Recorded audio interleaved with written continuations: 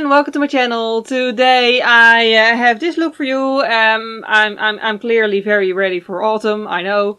Anyway, but yeah, I just wanted to do something a bit more challenging to myself, so I decided to go for a grungy look. Yes, that's challenging to me because I'm a perfectionist. We'll get more into that in the video. Like, when it comes to makeup especially. But yeah, like I wanted it to be smudgy and not too tidy. And, you know, this dark sort of vampy and just, you know, a cool makeup look, I guess. So yeah, without further attempts to describe the look, let's actually go put it on. We're going to start off very surprisingly with priming the eyelids. But today I do, contrary to the usual, I actually have a plan. That was not good grammar. But anyway, I have a plan this time. Yes, it's a miracle. I want to use the Urban Decay Naked Ultraviolet palette again. Of course, if you don't have this palette, you can just use similar eyeshadows from other brands, doesn't matter. But anyway, I want to do something with nude and purple. Obviously with that palette. But the idea is I sort of want a grungy sort of winged eye look. Yeah, nude with like a purple wing. That's basically the idea. That's as detailed as my ideas ever go. So yeah, we're just going to start somewhere with that plan in mind and see where we end up. Gonna start off with a transition shade in my crease. But yeah, anyway, surprisingly enough, I actually find grungy looks more difficult to do than very elaborate cut crease looks. Just because for some reason with well, I mean, I know the reason really. The thing is, if you do an elaborate cut crease look with graphic eyeliner and all, then you are trying to work neatly. Whereas with a grungy look, you're not trying to work neatly, you're actually trying to make it a little bit messy, but then you gotta be sure to not go over the top with it and, you know, have it be messy, but at a level that it's still, you know, obviously on purpose. Like, just as with, like, a messy bun, I always have trouble, like, you know, a tidy bun is fine. But like with a messy bun, I just find it very difficult to like find the edge between fashionably messy and this is going to drop out of my hair in the next 10 seconds. You know, that's sort of the thing. But I guess it's just, yeah, like, what do you find easier? Like a very, you know, elaborate cut crease look or a grungy look? Like, what do you find more difficult to accomplish? I think it's really not a thing that like one is definitely more difficult than the other. I think it's rather just what lies more within your comfort zone of creating, I suppose. Moving on to a taupe shade on a smaller brush now. But anyway, and I mean comfort zone really as in creating it, not comfort zone as in wearing it, because I do actually love wearing grungy looks. I think it also has to do with like perfectionism really. Because even if I do like in daily life, when I want to wear makeup, I don't always wear makeup in daily life obviously, but when I want to wear makeup, I usually go for a grungy look. Just wiping off my brush so it doesn't apply too much. But even then I always want it to be perfect, you know, like I'm never just satisfied with decent. I always want it to be like 5 different kinds of perfect. I'm a perfectionist, it's just a fact of life that we're going to have to deal with.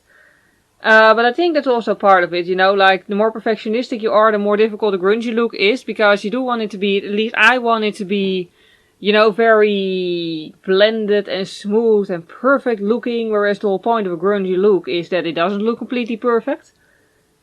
So yeah, as far as that's concerned, that is something I am working on, that not every single everyday look needs to be like 5 different kinds of completely makeup artist perfect. Anyway, so yeah, along those lines we're gonna leave it at this and move on to brow bone highlight. Slightly shimmery, pale, nude shade. And then back to a big fluffy blender to make sure it is blended, but not like 5 different levels of eye contouring and all. Now it's time for this step. For that I'm going to use a cream eyeshadow and a smudging brush. I'm using a Maybelline Color Tattoo, but you can use whatever you want. Well, I would advise using a cream eyeshadow in the color you want, but, you know. Anyway, I'm going to do a wing with it, trying to get it at the same angle as I did on the other eye. Preferably. And again, this doesn't need to be too neat, this doesn't need to be like a gel liner. Because we're going to smudge it out later. Also, I totally expected this to be half dried out, because I barely ever use it, and it's still as creamy as ever. It's a nice surprise, really. Anyway, I'm also tugging this beneath my eye. Doesn't matter that there's no primer here, because the nude version of this is literally what I use as an eye primer. So I don't feel the need to use an eye primer beneath something I use as an eye primer. And I would actually advise you, if you're smarter than me, to actually do your concealer first and then do the under eye. But I already started it on the other eye, so now I'm like, I'm just going to go for it, and we'll see how it goes with the concealer later on. YOLO, whatever. Anyway, and then just the rest of the upper eyelid. Constantly reminding myself to not make it too neat. And then on my waterline, I try to use the brush and the color tattoo. But my waterlines just don't accept it. Like, it doesn't matter what product I use. Or what brush I use for that matter. My waterlines just don't want me to apply anything on it with a brush. So I'm just going to use a pencil instead. My waterlines are fine with that. They just don't want me to use a brush on them. So I'm just going to accept it. Now I'm just using a small brush and I'm going to sort of just, well, you know, smudge it even further with a purple eyeshadow. This is slightly shimmery eyeshadow because I want a shimmer. And yeah, just applying this until I'm happy with the results. Oh, and also I'm now actually leaving my lower eye alone until I'm like done with the face base after this. Because if I'm going to smudge it and then apply concealer, I'm just going to make my own life miserable, which I don't want. Now to get it even more smooth, I'm actually using a small blending brush. And the same purple eyeshadow as I started using just now.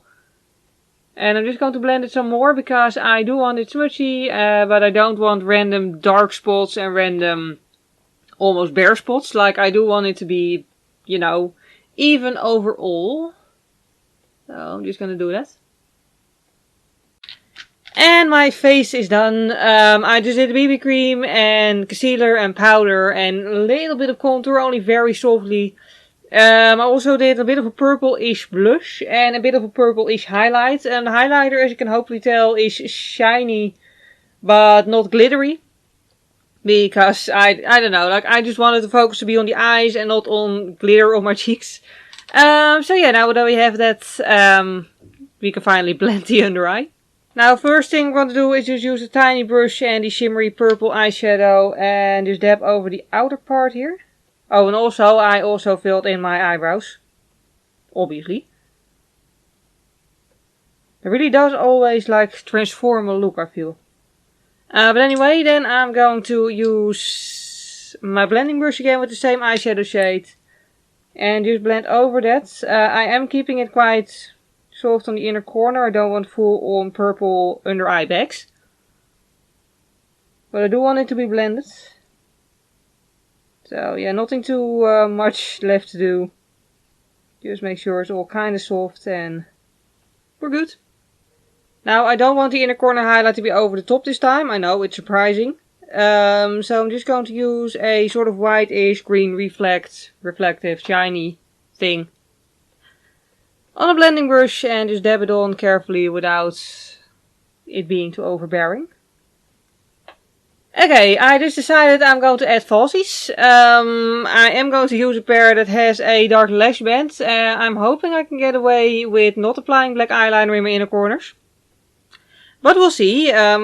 Just, you know, if this doesn't work out, then I can always still apply a little bit of black eyeliner in the inner corner with an eyeliner pen anyway. So we're just gonna try. But yeah, this is how it looks without the lashes. And here is the after. Yes, the lash still has to dry on this eye, and then I'm just going to squeeze it a little bit to make them a little bit even closer to my natural lashes. This particular pair is the Sinner by xoBeauty, which admittedly it's one of my favorite pairs because they're gorgeous, but they're also, like, they have a really thick lash band, really stiff as well, and they're really annoying to apply, but they're beautiful, so it's worth it. Anyway, just making my bottom lashes join the game as well, and then the eyes are done. Also, by the way, I don't think I need to use a black liner in the inner corner because, well, there's no weird ending there. There's no, like, dark and then stop. So that's good. One thing I gotta say though is this does give the effect that the outer sides of the outer corners of the eye are darker than the inner corners. Usually that is a thing, but like if you don't have any liner there, then it might look as if your eyes are further apart than they actually are.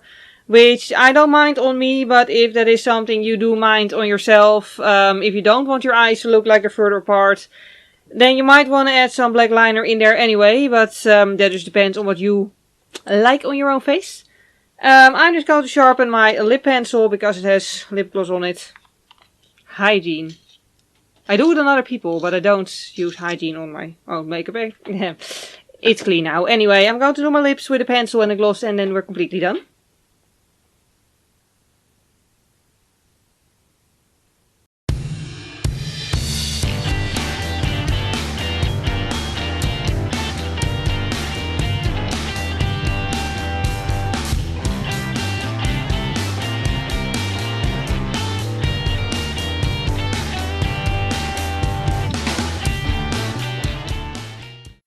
And here we have the final result. On my lips I'm actually wearing a liquid lipstick by Urban Decay, Purgatory. I really can't remember if this was like fully opaque in the first place, but minis always just within like 10 seconds or something dry out with me or go empty. So that's why I put a lip liner beneath it, because I had to scrape little bits out of the inside of this thing to even get it on. Yeah, anyway, it fits with the eye look. So yeah, if you want to know exactly what I used in terms of products, you can always find it below the video in the description.